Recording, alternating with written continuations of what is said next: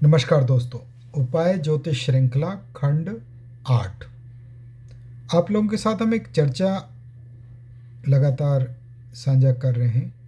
उपाय क्या हैं, किस प्रकार से बनाए जाएं, किस प्रकार से देखे जाएं, या जो आचार्यों ने मनीषियों ने हमें उपाय प्रदान किया उसका कैसे लाभ लिया जा सके। पिछली चर्चा में हमने तिथियों के ऊपर बनने वाले विभिन्न उपाय आपके साथ साझा किए।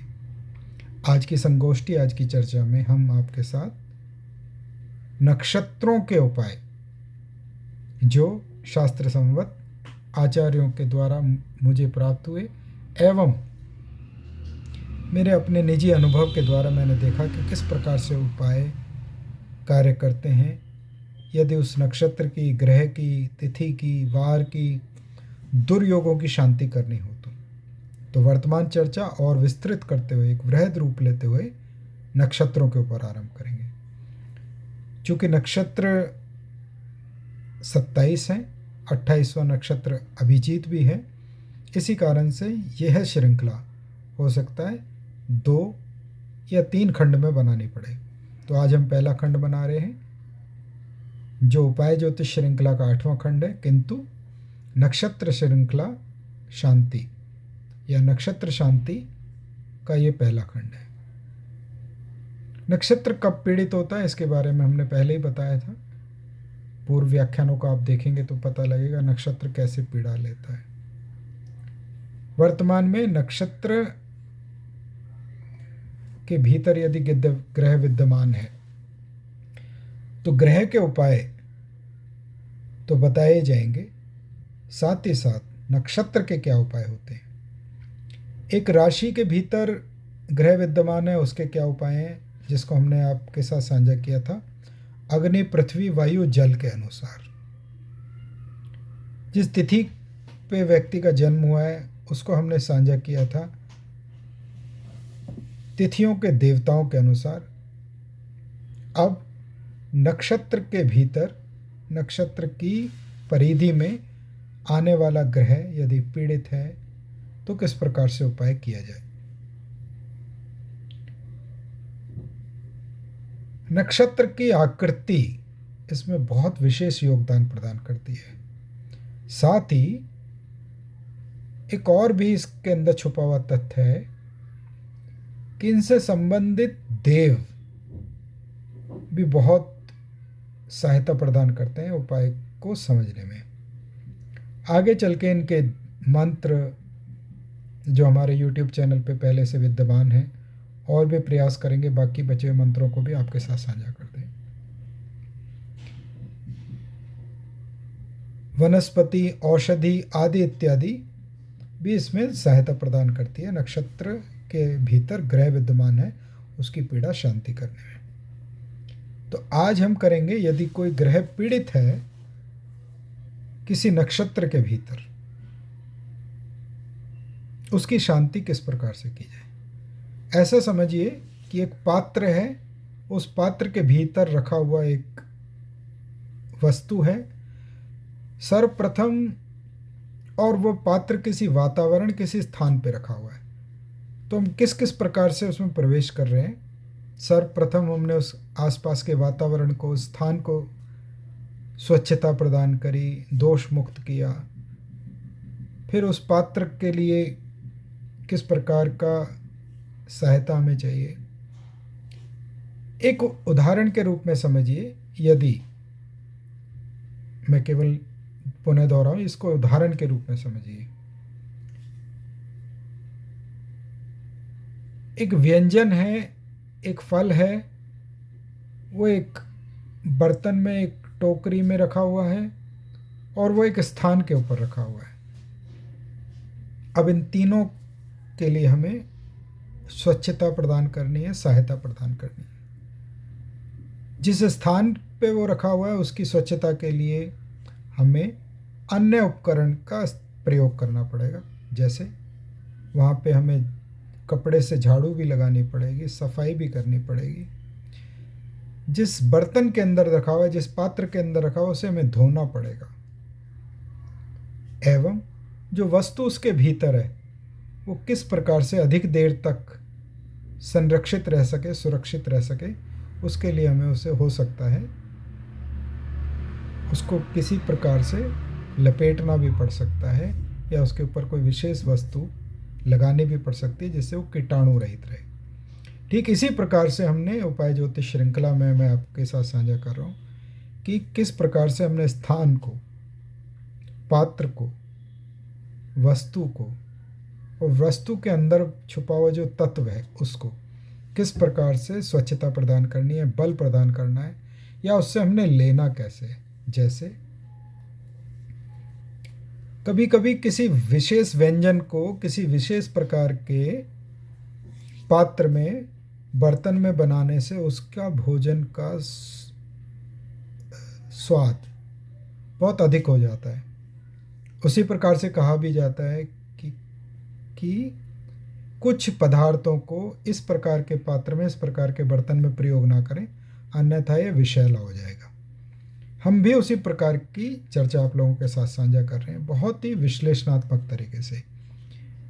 स्थान को स्वच्छता प्रदान करनी है, वातावरण को स्वच्छता प्रदान करनी है, पात्र को, बर्तन को स्वच्छता प्रदान करनी है, बल देना है, वस्तु को देना, और वस्तु के भीतर जो छुपा हुआ तत्व है जिससे हमें लाभ लेना है उसको किस प्रकार से बल देना है।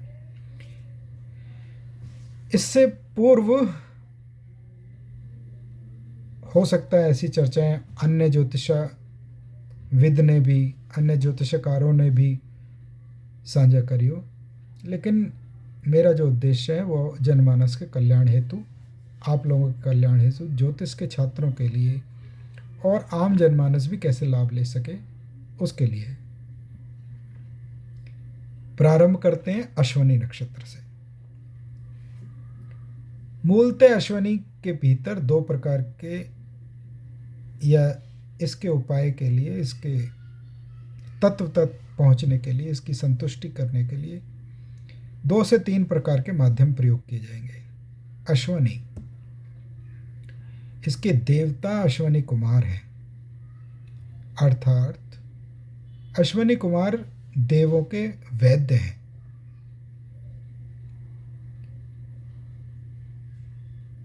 इसकी आकृति घोड़े के अनुसार है। अब 2 प्रकार से इसमें शांति प्रयोग की जा सकती है। इसके गुण चिकित्सक के गुण हैं। तो यदि अश्विनी नक्षत्र के सद्गुण हमने अपने साथ लेने हैं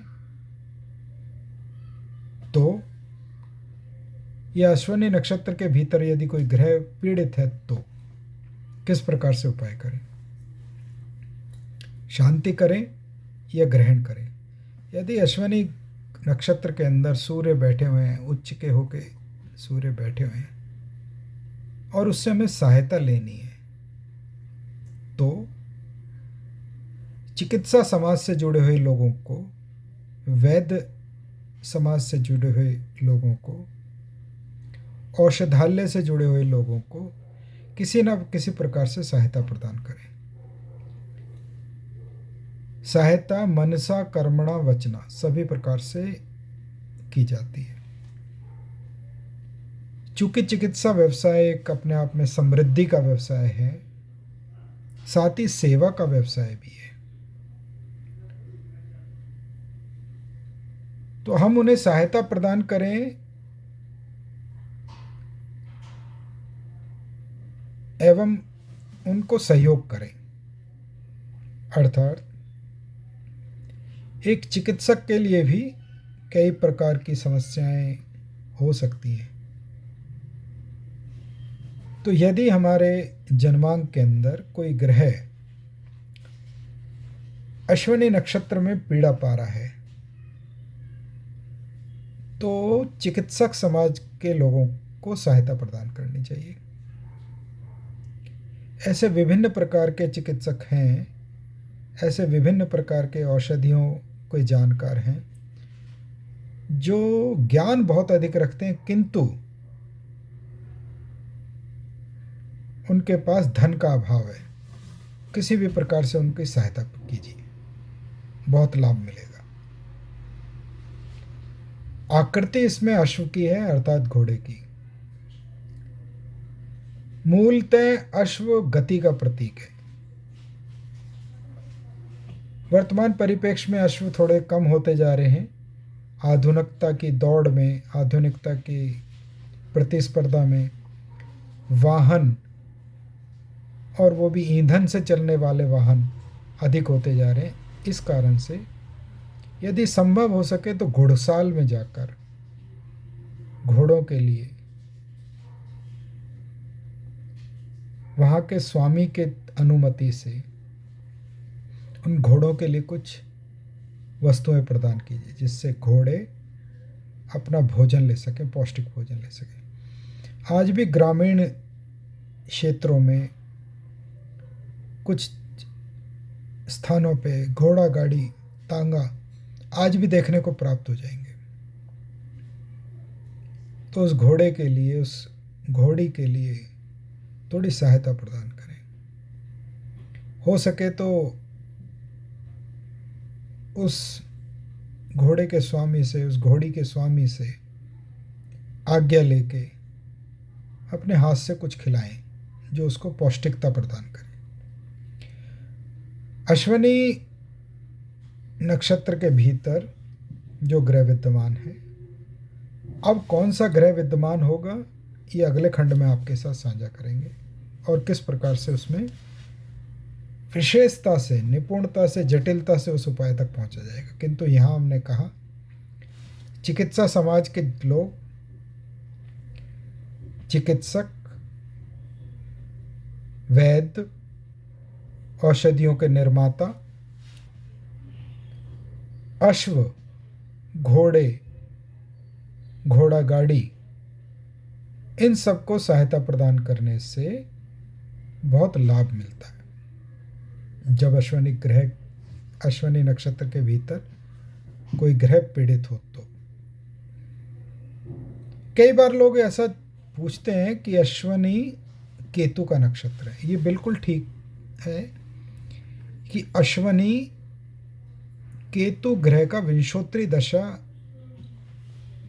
अधिपति है, किंतु केतु के 3 नक्षत्र हैं। अश्विनी से इतर 2 नक्षत्र और भी हैं।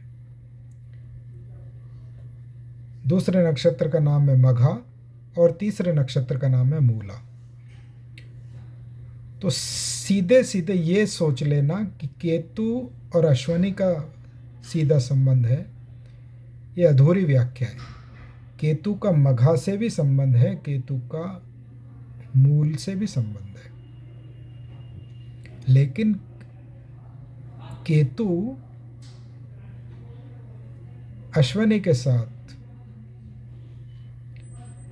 चिकित्सक का रूप ले रहा है, केतु मघा के साथ पितृ का रूप ले रहा है, और केतु मूल के साथ गहरी समस्याओं को, गहरी जड़ों के, गहरी खोजबीन का, रिसर्च का रूप ले रहा है। इसीलिए बड़ी सावधानी से ये समझ लेना चाहिए कि हर नक्षत्र का एक विशिष्ट उपाय होगा। केवल ग्रह के, नक्षत्र के विंशोत्तरी दशा स्वामी के साथ जोड़ के उसको चर्चा अधूरी रह जाएगी। अश्विनी नक्षत्र का उपाय आप लोगों के साथ मैंने साझा किया।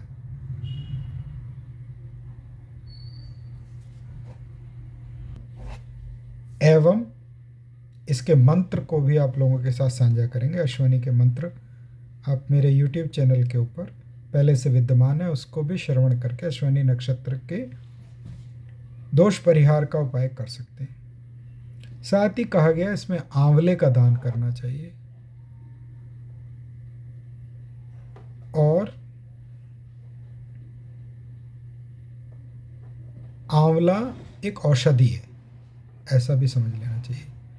अर्थात किसी न किसी प्रकार से औषधियों का दान भी बहुत ही लाभकारी रहता है।